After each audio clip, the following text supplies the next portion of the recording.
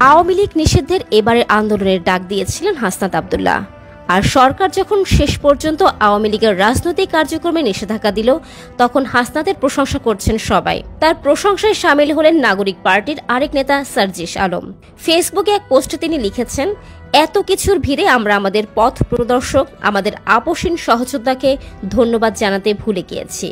হাজারো খুনের নির্দেশদাতা হাসিনা এবং তার সন্ত্রাসী সংগঠন আওয়ামী লীগের বিষয়ে যখন ধীরে ধীরে নরমালাইজেশন প্রক্রিয়া চলছিল, নানা স্বার্থকে প্রাধান্য দিয়ে যখন জুলাইয়ের ঐক্যবদ্ধ শক্তিগুলোর মধ্যে দল মতের পার্থক্য আরও স্পষ্ট হচ্ছিল, খুনিরা যখন আবারও তাদের শাখা প্রশাখায় রক্তক্ষেকো রূপে ফিরছিল, সন্ত্রাসীরা যখন জুলাইয়ের সহযোদ্ধাদের দিকে আবারও শকুনের দৃষ্টিতে তাকাচ্ছিল, তখন তুমি আবারও জুলাইকে ধারণ করে সর্বাগ্রে প্রাধান্য দিয়ে রাজপথে নামার ডাক দিয়েছ। অতঃপর ফ্যাসিবাদ বিরোধী জুলাইয়ের শক্তি ৯ মাস পরে আবারও ঐক্যবদ্ধ হয়ে গণহত্যাকারী সন্ত্রাসী সংগঠন আওয়ামী লীগের কফিনে প্রথম পেরেক মেরেছি। আমরা ঐক্যবদ্ধভাবে বাকি পেরেকগুলো মারব ইনশাল্লাহ। হাসনাত আব্দুল্লাহ, তোমাকে অভিবাদন সহযোদ্ধা।